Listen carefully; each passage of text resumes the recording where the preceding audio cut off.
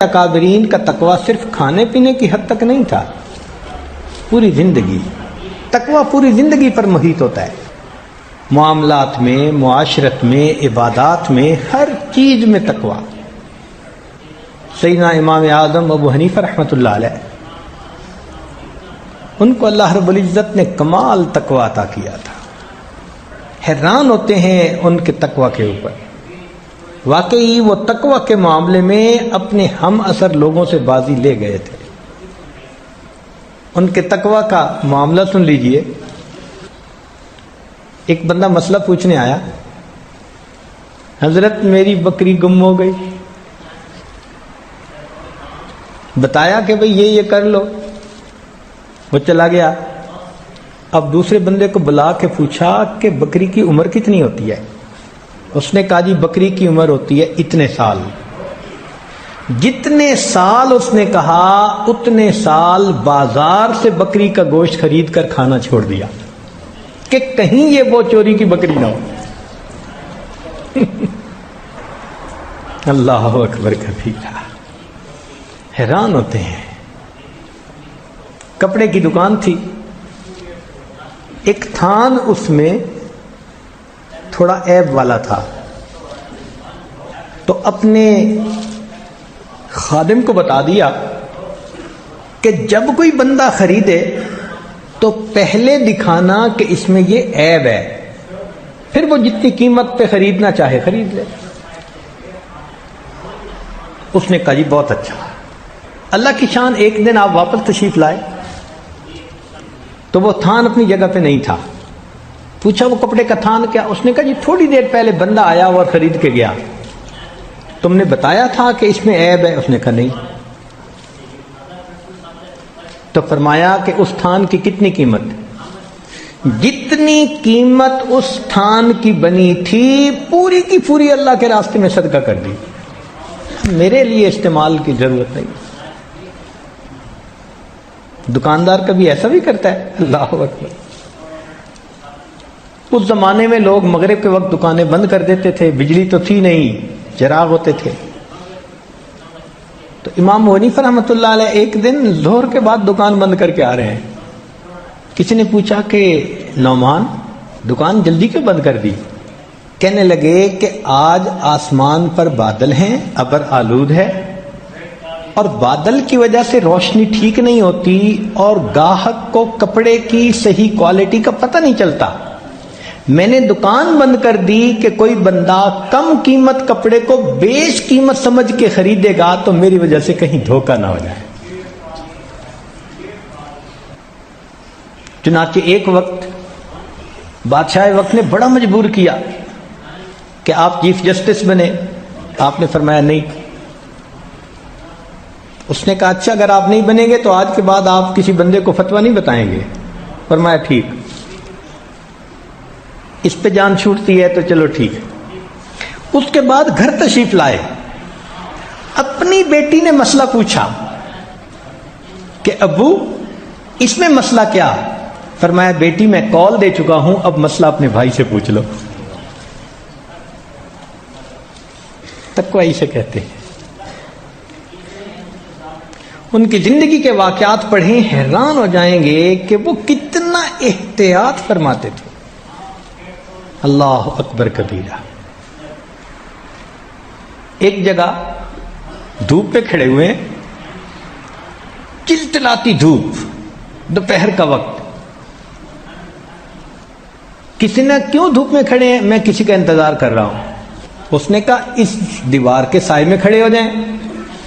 کہنے لگے جس بندے کا یہ گھر ہے اس نے مجھ سے قرضہ لیا ہوا ہے، اب میں اگر اس کی دیوار کے سائے میں کھڑا ہوں گا تو کہیں قرضے کا سود نہ بن جائے کہ میں نے اس قرضے سے نفع پایا۔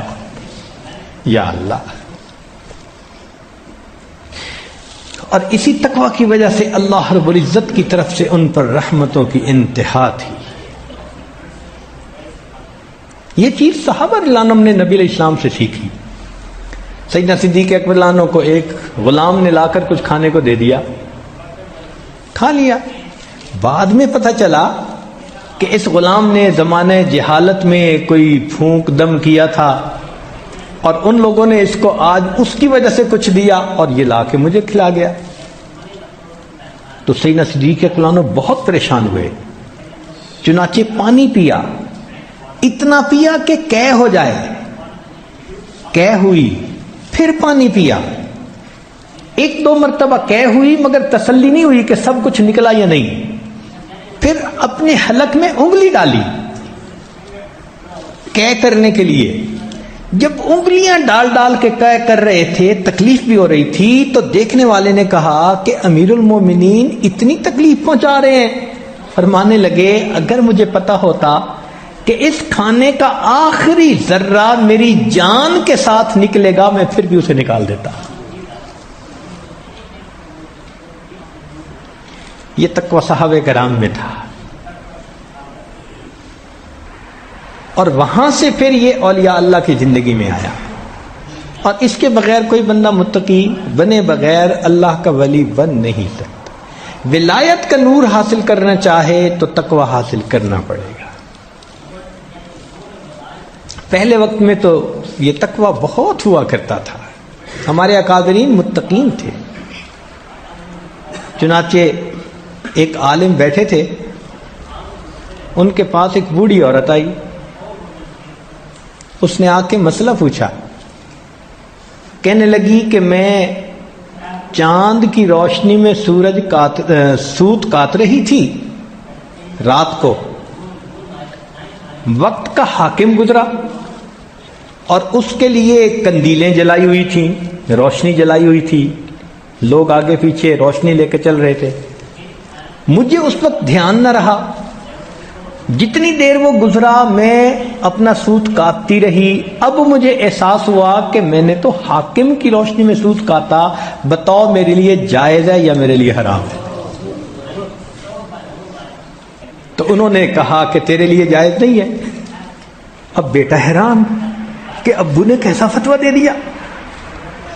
تو عورت چلی گئی. اس نے کہا کہ ابو اتنا سخت فتویٰ؟ فرمانے لگے اس عورت کی شان یہی ہے، تو جا کے دیکھ یہ کس گھر کی عورت ہے. امام احمد بن حنبل رحمۃ اللہ نے فرمایا بیٹے کو کہ جا کے دیکھ یہ کس گھر کی عورت ہے. جب پتہ کیا تو بشر حافی رحمۃ اللہ علیہ کی بہن تھی. تو امام احمد بن حنبل رحمۃ اللہ علیہ فرمانے لگے کہ اس کا مسئلہ پوچھنا بتا رہا تھا کہ یہ کسی بڑے گھرانے کی جان ہے. اتنے متقی لوگ ہوا کرتے تھے. اب دیکھیں ایک عورت، بوڑھی عورت، اس پر بھی مسئلہ پوچھ رہی ہے.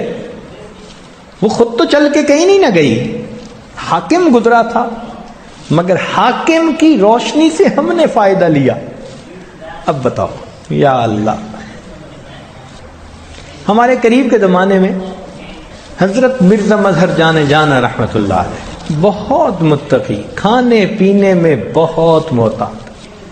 ایک مرتبہ ایک آدمی انگور لے کے آیا، حضرت نے ایک انگور توڑا، منہ تک لائے اور پھر واپس رکھ دیا. اس نے کہ حضرت کھائیں. حضرت میں نہیں کھاؤں گا. حضرت میں نے خریدے ہیں، آپ کھائیے. وہاں گیا نہیں میں نہیں کھاؤں گا. حضرت کیوں نہیں کھائیں گے؟ فرمان لگے اس لیے کہ مجھے اس میں سے مردوں کی بو آ رہی ہے. وہ بڑا حیران ہوا کہ انگور میں سے مردوں کی بو آ رہی ہے. اس نے کہا حضرت میں نے تو خریدے ہیں ایک بندے سے. تو میں نہیں کھاؤں گا. اب وہ بندہ اٹھا اور گیا اس کے پاس جہاں سے اس نے انگور خریدے تھے کہ بھئی یہ انگور تم نے کہاں سے لیے؟ اس نے کہا ایک بندے نے اگائے ہوئے ہیں، وہ آتا ہے اور بیچ جاتا ہے، میں خرید لیتا ہوں. وہ بندہ کون؟ جب پتہ کیا تو اس بندے نے قبرستان کی زمین پر ناجائز قبضہ کر کے وہاں بیلیں لگائی ہوئی تھی. وہاں اگنے والی بیل کے انگور سے انہوں نے محسوس کر لیا کہ یہ مردے کی بو آ رہی. اتنا اس وقت ان کی بصیرت ہوتی تھی، کشف تیز ہوتا تھا. حضرت غلام علی دہلوی رحمۃ اللہ علیہ، مرزا مظہر جانا رحمۃ اللہ علیہ کے بہت اجل خلیفہ، فرماتے ہیں کہ میں ایک مرتبہ کسی دعوت میں چلا گیا اور اس دعوت میں مشتبہ لقمہ میرے منہ میں آ گیا، تو آنے سے میری کیفیات ساری کی ساری دب گئیں، قبض کی کیفیت طاری ہو گئی۔ کئی دن میں کوشش کرتا رہا مگر کیفیات دوبارہ بحال نہ ہوئی۔ میں اپنے شیخ مرزا مظہر جان جانا رحمۃ اللہ علیہ کی خدمت میں حاضر ہوا۔ میں نے کہا حضرت اس طرح مشتبہ کھانا کھا لیا اور مجھے بعد میں احساس ہوا میری کیفیات جو ہیں وہ دب گئی ہیں۔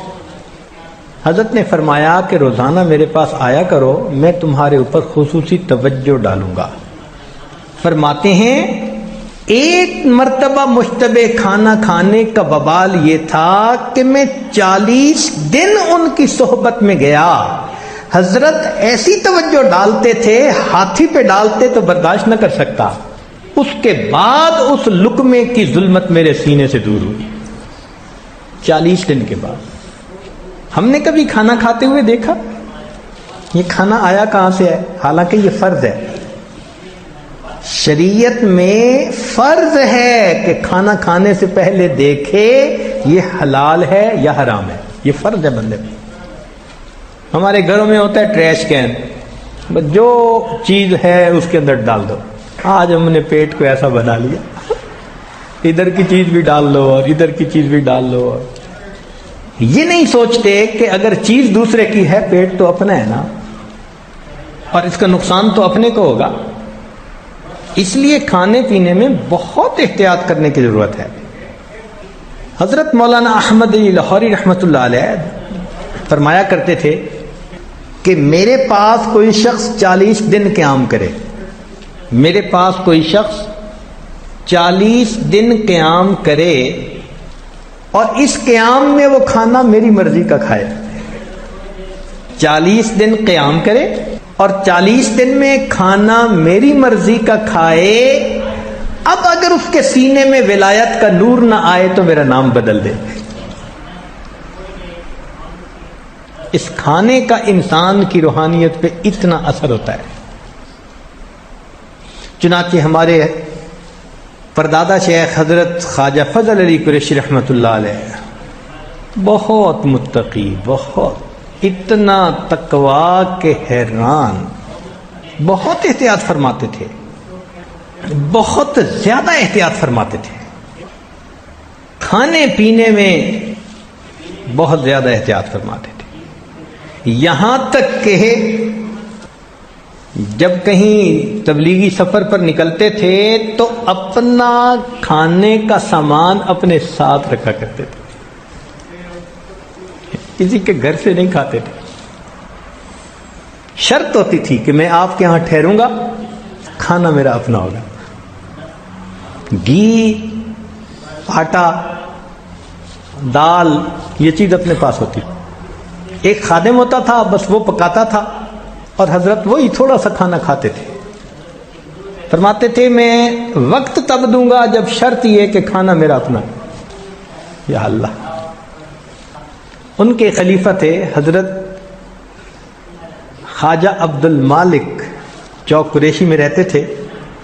وہ فرمانے لگے کہ میں ایک دفعہ سفر میں حضرت کے ساتھ، حضرت نے مجھے فرمایا کہ دیکھو تم میرا کھانا پکاتے ہو، مگر میں چاہتا ہوں کہ میرے کھانے کو کسی کبیرہ گناہ کرنے والے بندے کا ہاتھ نہ لگے۔ تو میں نے کہا جی بہت اچھا، میں خود کھانا پکاؤں گا۔ کہنے لگے میں کھانا سفر میں پکاتا رہا۔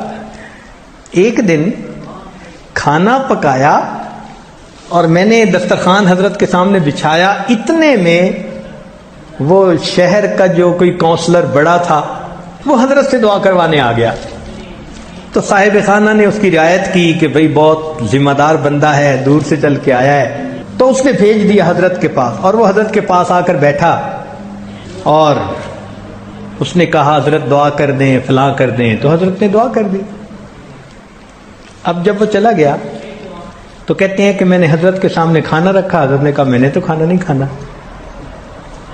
میں نے تمہیں کہا ہوا نہیں کہ میرے کھانے کے لیے شرط ہے۔ میں نے کہا حضرت کھانا تو میں نے پکایا۔ فرمان لگے نہیں۔ جب بہت دیر میں سوچتا رہا اور میں نے کہا کہ حضرت میں نے کسی کو ہاتھ نہیں لگانے دیا، فرمان لگے جب تم دسترخوان لگا رہے تھے تو کونسلر صاحب بیٹھے تھے، وہ داڑھی منڈے نے میرا کھانا اٹھا کے دسترخوان پہ رکھا تھا۔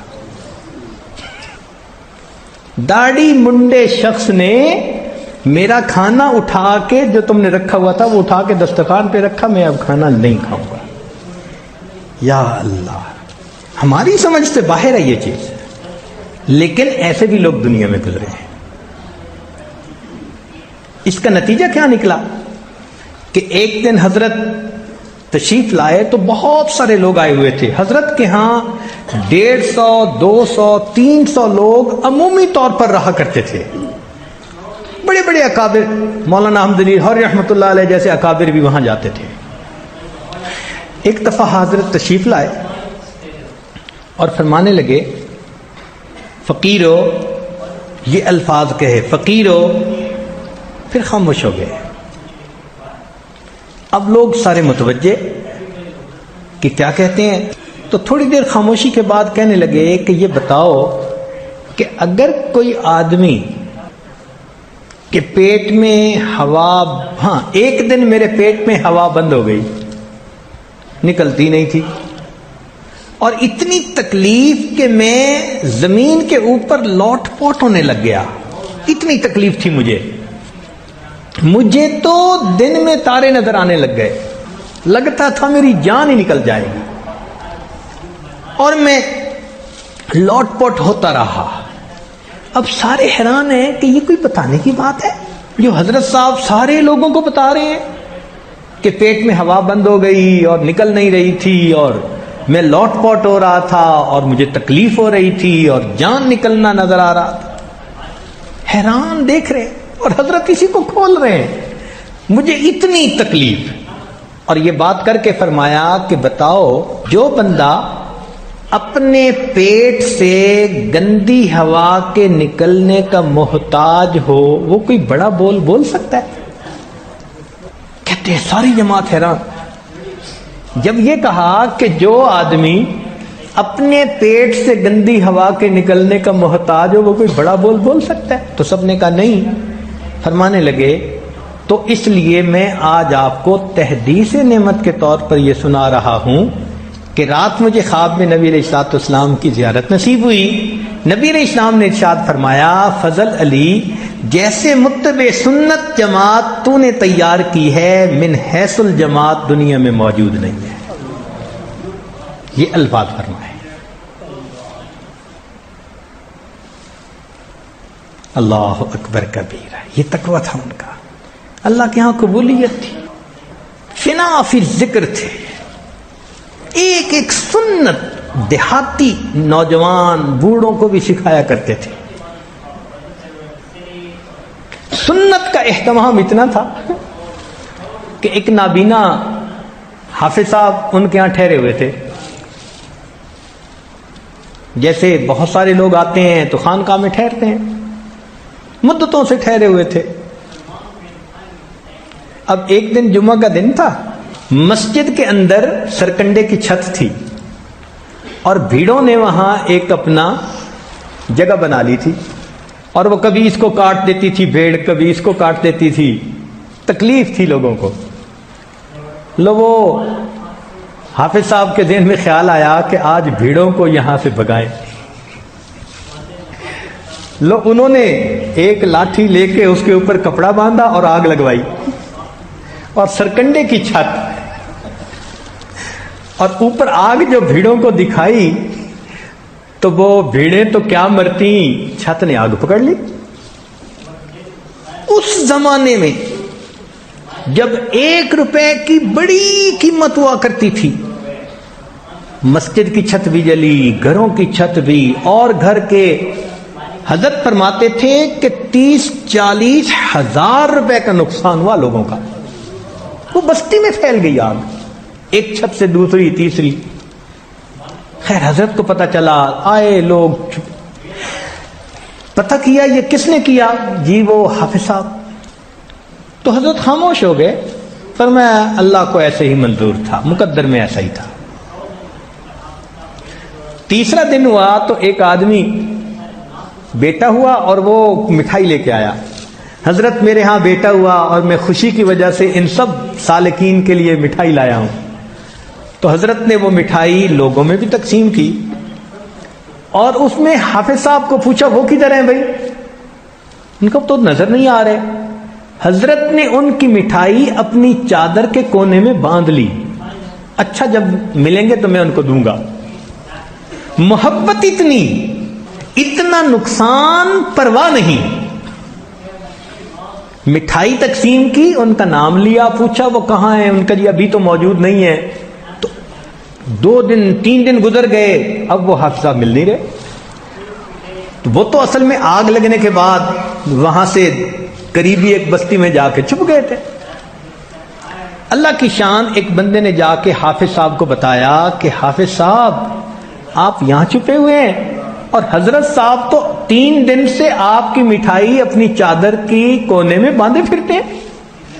تو حافظ صاحب کو تسلی ہو گئی کہ حضرت صاحب مجھ سے ناراض نہیں ہے. حافظ صاحب واپس آ گئے. حافظ صاحب واپس آ گئے. حضرت نے ان کو مٹھائی دی. وقت گزرتا گیا، 1 سال 2 سال اور گزر گئے، اسی محبت پیار کے ساتھ رہے. ایک پھر جمعہ کا دن تھا. اس دن حافظ صاحب کو کیا خیال آیا کہ داڑھی کے بال کچھ ذرا بڑے ہیں، کچھ چھوٹے ہیں، میں برابر کر لوں. اب وہ نظر ان کی بالکل بند تو نہیں تھی، کچھ تھوڑی تھوڑی تھی، لیکن نابینا کہتے تھے لوگ ان کو. اب وہ خود اپنی داڑھی کو برابر کرنے لگے تو کرتے کرتے داڑھی کو ایک مشت سے چھوٹا کر بیٹھے. جمعہ کی نماز حضرت نے پڑھائی. حافظ صاحب کو دیکھا تو بلا کے پوچھا حافظ صاحب یہ کیا ہوا؟ ان کا جی میں اس کو ذرا ٹھیک کرنے لگا تھا تو بس یہ تھوڑی سی چھوٹی ہو گئی. اسی وقت حضرت نے ان کا بستر ان کے سر پر رکھوایا اور خانقاہ سے ان کی چھٹی کروائی. اتنا بڑا نقصان چہرے پہ ملال نہیں. سنت کے بارے میں اگر اونچ نیچ ہوئی تو اسی وقت خانقاہ سے دھکا دے دیا، جاؤ پھر تم آئے کس لیے ہو یہاں پر. اتنی سنت کی اتباع ہوتی تھی. آپ کے خلیفہ حضرت خواجہ محمد عبد المالک صدیقی رحمت اللہ علیہ، اللہ رب العزت نے ان کو امام العلماء والصلحاء بنایا. چنانچہ جب ملک تقسیم ہوا تو بہت سارے علماء نے حضرت مدنی رحمت اللہ علیہ کو خط لکھا کہ پہلے تو آنا جانا تھا، مسئلہ ہوتا تھا تو آپ کی طرف رجوع کر لیتے تھے، اب ملک تقسیم ہو گیا، اب کیا کریں؟ تو حضرت مدنی رحمت اللہ علیہ نے 3 بندوں کے نام دیے کہ یہ پاکستان میں ہیں، جب تمہیں ضرورت ہو ان سے پوچھ لینا، میری ضرورت نہیں پڑے گی. ان میں سے ایک خواجہ عبد المالک صدیقی رحمت اللہ علیہ تھے. نام لکھا ان کا. اکثر دارالعلوم دیوبند کے دورے پر جایا کرتے تھے اور ہر سال 2 ہفتے دارالعلوم دیوبند میں رہا کرتے تھے. حضرت صدیقی رحمت اللہ علیہ. ایک مرتبہ حضرت نے 1 ہفتے بعد جانے کا ارادہ کر لیا. تو اساتذہ کو پتہ چلا دارالعلوم کے کہ حضرت 1 ہفتے کے بعد جا رہے ہیں اس مرتبہ. تو حضرت تیاری کر رہے تھے. اتنے میں حضرت مدنی رحمت اللہ علیہ دارالحدیث میں تھے. انہوں نے حدیث کے درس کو موقوف کیا، روکا اور حضرت سے ملنے کے لیے آئے. حضرت سمجھیں کہ بس الوداعی ملاقات کے لیے آئے ہیں. پوچھا کہ کیسے تشریف لانا ہوا؟ تو حضرت مدنی رحمت اللہ علیہ نے فرمایا کہ حضرت آپ ہر سال طلباء کو 2 ہفتے دیا کرتے تھے، اس دفعہ 1 ہفتے کے بعد جا رہے ہیں. اگر ہماری کوئی کوتاہی تو معافی مانگنے کے لیے آئے ہیں. میں نے حدیث کا درس موقوف کر دیا. طلباء کمرے کے دروازے تک بیٹھے ہیں، جب تک 1 ہفتہ اور ایکسٹینڈ نہیں کریں گے ہم دارالحدیث میں نہیں جائیں گے. حضرت نے 1 ہفتہ اور رہنے کا ارادہ فرمایا. تب حضرت مدنی رحمت اللہ علیہ نے آ کے درس شروع فرمایا. حضرت مفتی کفایت اللہ رحمت اللہ علیہ طلباء کو درس دے رہے ہیں. درس کے دوران فرماتے تھے، قلب کا لفظ آ گیا تو فرمانے لگے بھائی اگر تو اس کی ترکیب کوئی معلوم کرنی ہے تو وہ ہم سمجھا دیں گے، اور حقیقت معلوم کرنی ہے تو پھر ذرا خواجہ صاحب کے پاس تمہیں جانا پڑے گا. حضرت انور شاہ کشمیری رحمت اللہ علیہ خواجہ عبد المالک صدیقی رحمت اللہ علیہ کے چہرے کو دیکھتے تھے تو سبحان اللہ پڑھا کرتے تھے. فرماتے تھے کہ چہرے پہ ولایت کا نور نظر آتا ہے. حضرت کشمیری رحمۃ اللہ علیہ فرماتے ہیں. حضرت تھانوی رحمۃ اللہ علیہ کو ملنے کے لیے تشریف لائے. حضرت تھانوی رحمۃ اللہ علیہ کی عادت مبارکہ تھی کہ کوئی بھی آ جاتا اپنے معمول کو چھوڑتے نہیں تھے، حتیٰ کہ حضرت حاجی امداد اللہ مہاجر مکی رحمۃ اللہ علیہ شیخ وہ تشریف لائے تو حضرت کے پاس بیٹھے، پھر پوچھا کہ حضرت یہ وقت میرا لکھنے کا ہے تو حکم ہوگا تو یہاں بیٹھوں گا، اجازت ہوگی تو میں کام کر لوں گا. تو حاجی صاحب نے فرمایا جاؤ لکھ کے پھر آ جانا. اس دن بھی اپنا لکھنے کا معمول ترک نہیں کیا، اپنے شیخ تشریف لائے. حضرت صدیقی رحمۃ اللہ ملنے کے لیے گئے تو حضرت نے پیغام بھیجا کہ ایک فقیر ہوں اور آپ سے ملاقات کے لیے آیا ہوں. حضرت تھانوی رحمۃ اللہ علیہ نے بلا لیا، فرمایا کرتے کیا ہیں؟ تو صدیقی رحمۃ اللہ نے جواب دیا میں اللہ اللہ کرتا بھی ہوں، اللہ اللہ کرواتا بھی ہوں. حضرت تھانوی رحمۃ اللہ کو یہ بڑا پسند آیا کہ اللہ اللہ کرتا بھی ہوں اور اللہ اللہ کرواتا بھی ہوں. تو حضرت تھانوی رحمۃ اللہ نے فرمایا کہ اچھا پھر آج ہم سارا دن اسی خانقاہی ترتیب پر گزاریں گے. سارے معمول چھوڑ دیے، سارا دن حضرت صدیقی رحمۃ اللہ واپس رہے. شام کو ٹرین سے واپس دیوبند آنا تھا. تو جب شام کو نکلنے لگے تو حضرت تھانوی رحمۃ اللہ علیہ اپنی مسجد سے چھوڑنے کے لیے دروازے تک آئے اور دروازے پر آپ کا ہاتھ پکڑ کے کہا کہ حضرت قیامت کے دن مجھے یاد رکھنا. حضرت تھانوی رحمۃ اللہ علیہ نے یہ الفاظ کہے، حضرت قیامت کے دن مجھے یاد رکھنا. یہ خواجہ عبد المالک صدیقی رحمۃ اللہ علیہ. حضرت صدیقی رحمۃ اللہ علیہ خود فرماتے تھے، ان کے خلفاء سے ہم نے یہ بات سنی کہ میں دارالدیوبند میں مقیم تھا کہ حضرت مولانا الیاس رحمۃ اللہ علیہ انہوں نے خواب دیکھا جس میں ان پر دعوت کا کام کھولا گیا اور وہ میرے پاس آئے کہ میں نے یہ خواب دیکھا ہے، آپ اس کی تعبیر بتائیں. تو حضرت صدیقی رحمۃ اللہ نے فرمایا کہ اللہ تعالیٰ آپ سے دعوت کا کام لیں گے اور آپ کی وجہ سے لوگ اپنے گھروں سے نکلا کریں گے. تو حضرت مولانا الیاس رحمۃ اللہ نے کہا کہ حضرت پھر ابتدا فرما دیجئے. حضرت خواجہ عبد المالک صدیقی رحمۃ اللہ علیہ نے ان کا بستر ان کے کندھے پر رکھا اور ان کو وہاں سے انہوں نے اپنے گھر واپس بھیجا. خواجہ عبد المالک صدیقی رحمۃ اللہ یہ واقعہ خود سنایا کرتے تھے. ایسے بزرگ تھے، ان کا تقویٰ اللہ اکبر، حیران ہوتے ہیں. تقوی کا حال دیکھو، جہاں جاتے تھے اپنا کھانا ساتھ، یعنی گھی اور گڑ اور آٹا اور مرچیں نمک اس قسم کی سب چیزیں بس اپنے ساتھ گٹھڑی میں ہوتی تھی. جہاں جاتے تھے بس اپنا کھانا بنواتے تھے اور وہ کھاتے تھے. بات صاف تھی، فرماتے تھے کہ میں دوسرا کھانا نہیں کھا سکتا. اب ان کا واقعہ جو ہمارے حضرت مرشد عالم رحمۃ اللہ علیہ کے گھر میں پیش آیا وہ واقعہ سنیے. حضرت مرشد عالم رحمۃ اللہ علیہ کے بڑے صاحبزادے حضرت مولانا عبد الرحمن قاسمی رحمۃ اللہ علیہ، اللہ ان کے درجات کو بلند کرے، بہت بزرگ نوجوان تھے. اللہ اکبر. ایک دفعہ واقعہ سنانے لگے، کہنے لگے کہ ابا جی گئے ہوئے تھے سفر پر. حضرت صدیقی رحمۃ اللہ علیہ نے اسلام آباد سائیڈ پر وقت دیا ہوا تھا، پھر وہاں سے واپسی چکوال تشریف لے آئے تو اچانک ملنے کے لیے آ گئے. میں بڑا خوش ہوا، میں نے حضرت کو گھر میں بٹھایا اور میں نے کہا کہ حضرت آپ ایک رات قیام کریں. حضرت نے فرمایا میں ایک رات قیام کروں گا پھر آگے جاؤں گا. اب میں حضرت کی ساری خدمت کر رہا تھا. فرماتے ہیں کہ جب دوپہر کا وقت ہوا، دسترخوان لگایا، کھانا لا کے رکھا، میں نے کہا کہ حضرت کھائیں. تو حضرت نے کھانے کی طرف دیکھا اور فرمایا کہ نہیں. میں حیران. دوبارہ میں نے عرض کیا کہ حضرت کھانا کھائیں. تو کہتے ہیں کہ ذرا غصے کی نظر سے میری طرف دیکھا اور فرمایا کہ تمہارے گھر میں سور کہاں سے آیا. یہ الفاظ کہے کہ تمہارے گھر میں سور کہاں سے آیا. تو میں گھبرا گیا، پسینہ چھوٹ گیا. میں نے کہا حضرت میں اماں جی سے پوچھتا ہوں.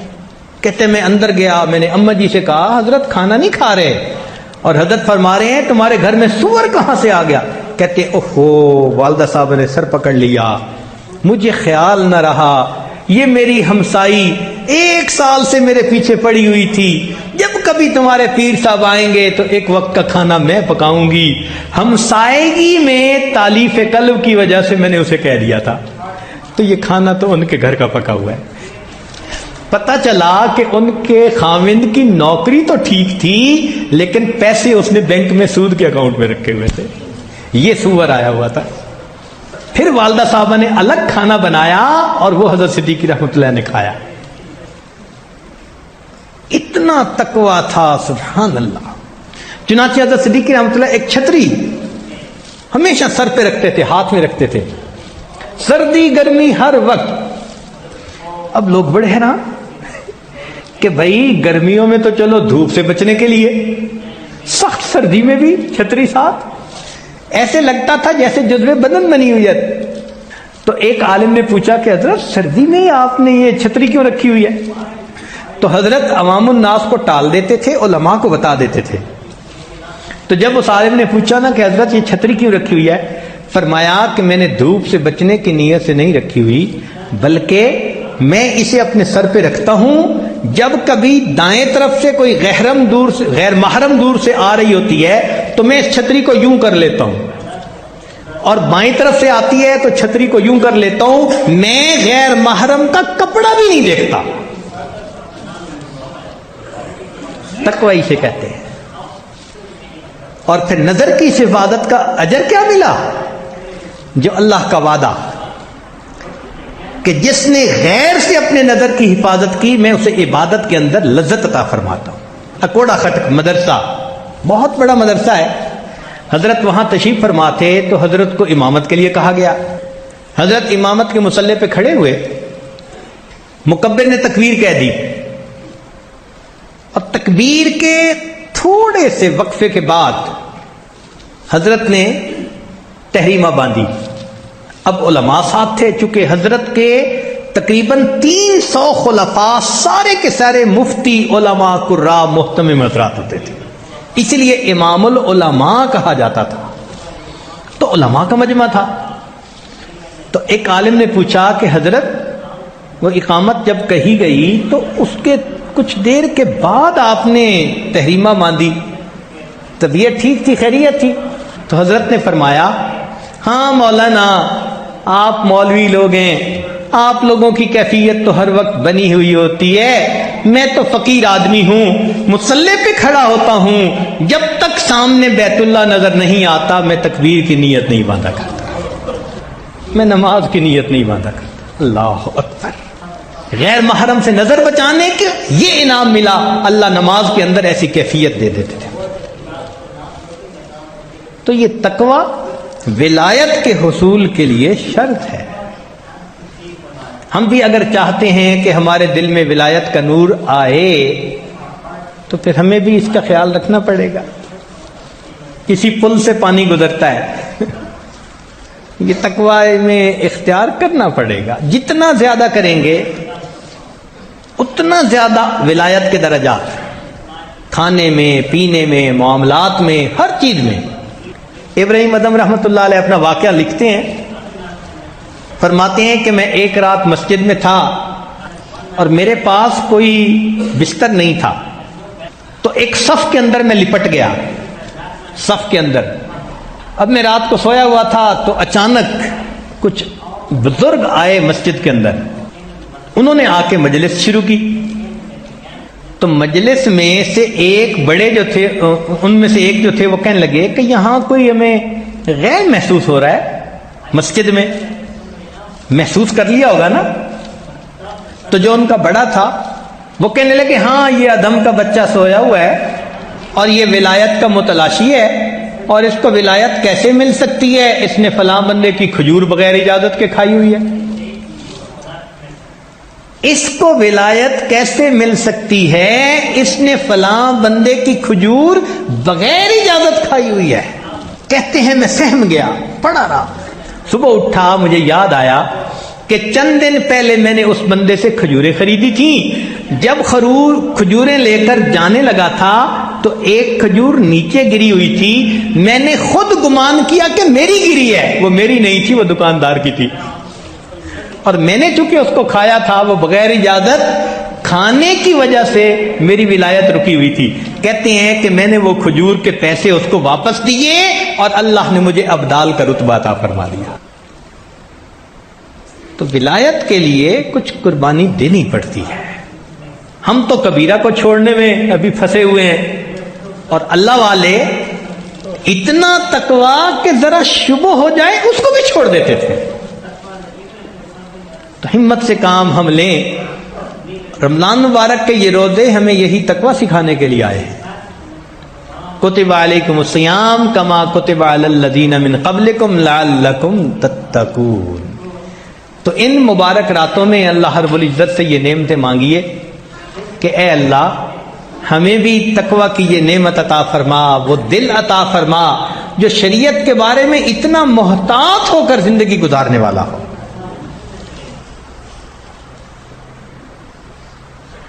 چنانچہ ہمارے اکابرین، بات عجیب ہے لیکن کرتا ہوں،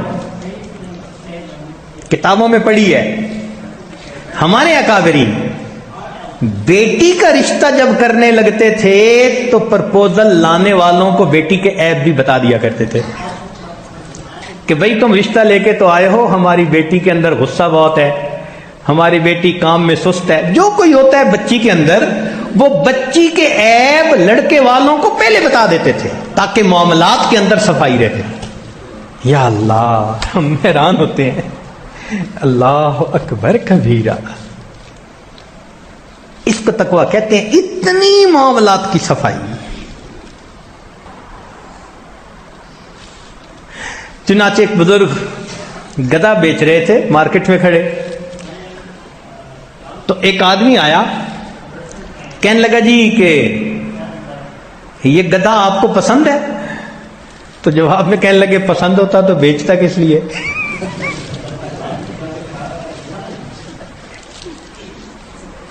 خرید و فروخت کے اندر بھی اتنی سچائی ہوتی تھی۔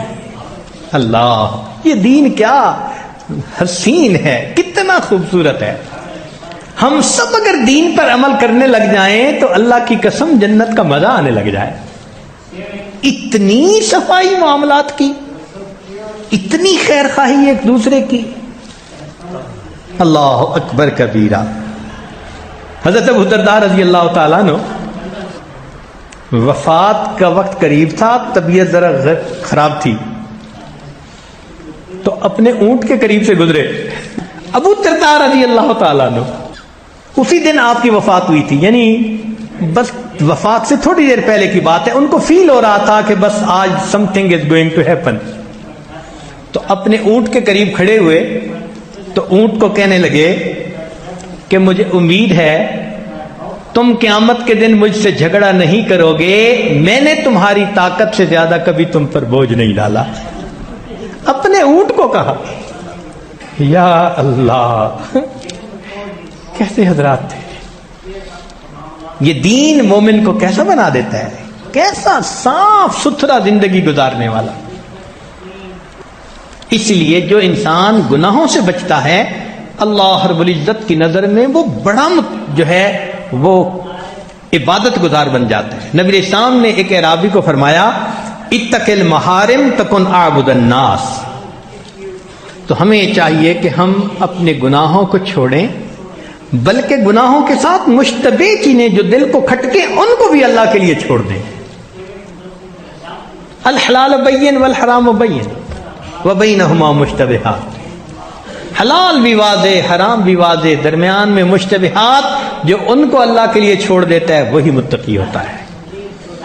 سیدہ عائشہ صدیقہ رضی اللہ تعالیٰ عنہ کی روایت فرماتی ہیں کہ نبی علیہ الصلوۃ والسلام نے فرمایا، عجیب، سبحان اللہ، سننے والی بات ہے، نبی علیہ السلام نے ارشاد فرمایا کہ بہترین عمل جسے لے کر تم قیامت کے دن اللہ سے ملاقات کر سکتے ہو وہ گناہوں کی کمی ہے۔ سیدہ شفیق کرنا فرماتی ہے کہ بہترین عمل جس کو لے کے تم قیامت کے دن اللہ سے ملاقات کر سکتے ہو وہ گناہوں کی کمی ہے۔ گناہ کرے ہی نہ انسان، یا اگر کرے تو پھر توبہ کر کے بخشوا لے تاکہ نامہ اعمال میں گناہ ہو ہی نہیں۔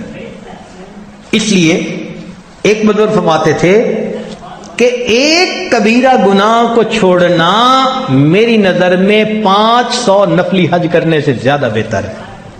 ایک کبیرہ گناہ کو چھوڑنا میری نظر میں 500 نفلی حج پڑھنے سے زیادہ بہتر۔ قال الحسن، حسن بصری رحمۃ اللہ علیہ فرمایا، مثقال ذرۃ من الورع خیر من الف مثقال ذرۃ من الصوم والصلاۃ۔ اللہ اکبر کبیرہ۔ اور ایک حدیث مبارکہ میں ہے کہ جب بندہ اللہ کی رضا کے لیے کوئی چیز چھوڑتا ہے، جب بندہ اللہ کی رضا کے لیے کوئی چیز چھوڑتا ہے تو حدیث مبارکہ اللہ اس عمل پر اس بندے کو اس سے اعلیٰ چیز عطا فرماتا ہے۔ تو یہ نہیں ہے کہ ہم چھوڑ دیں گے تو یہ ون سائیڈڈ ہے، نہیں، وہ بڑا قدردان پروردگار ہے، وہ پھر چھوٹی چیز چھوڑنے پر اعلیٰ عطا فرما دیتا ہے۔ ایک بزرگ فرماتے تھے کہ بندے کو گناہ کے وقت اللہ رب العزت یاد آ جائے اور وہ گناہ کو کرنا چھوڑ دے، اس سے بہتر ذکر دنیا میں اور کوئی نہیں ہے۔ بندے کو گناہ کرتے وقت اللہ یاد آئے اور وہ اللہ کی وجہ سے گناہ کو کرنا چھوڑ دے تو اس سے بہتر ذکر اور کوئی بھی نہیں۔ امام بہقی رحمۃ اللہ علیہ نے شعب الایمان میں اور دیلمی نے مسند فردوس میں حضرت انس رضی اللہ عنہ سے یہ روایت کی، سنیے ذرا۔ حضرت انس رضی اللہ عنہ روایت کرتے ہیں، فرماتے ہیں رکعتان من رجل ورع افضل من الف رکعت من مخلط۔ متقی آدمی کی 2 رکعت نماز اللہ کے نزدیک غیر متقی بندے کی 1000 رکعت سے زیادہ فضیلت رکھتی ہے۔ ایسا متقی بندہ 2 رکعت اگر پڑھ لیتا ہے تو اس کی 2 رکعت اللہ کے نزدیک غیر متقی کی 1000 رکعت پر بھاری ہوا کرتی۔ اس لیے انس رضی اللہ عنہ ایک بات فرماتے تھے کہ جس میں اتنا بھی تقوی نہ ہو کہ تنہائی میں نافرمانی سے بچے، وہ جو چاہے کرے، اللہ کو اس کے کسی عمل کی پرواہ نہیں ہے۔ انس رضی اللہ عنہ فرماتے تھے کہ جس شخص کے اندر اتنا بھی تقویٰ نہ ہو کہ وہ تنہائی میں گناہ سے بچ سکے، فرماتے تھے کہ وہ جو چاہے کرے، اللہ کو اس کے کسی عمل کی کوئی پرواہ نہیں ہے۔ اس لیے آج کی اس مجلس کا نچوڑ یہی کہ ہم دل میں یہ عہد کریں کہ اے مولا، آج تک ہم سے جو کوتاہیاں ہوئیں آپ معاف فرما دیجئے، آئندہ ہم گناہ سے بھی بچیں گے، گناہ کے موقعوں سے بھی بچیں گے، حرام سے بھی بچیں گے، مشتبہ چیزوں سے بھی بچیں گے۔ اے اللہ اس معاملے میں آپ ہماری مدد فرمائیے۔ وآخر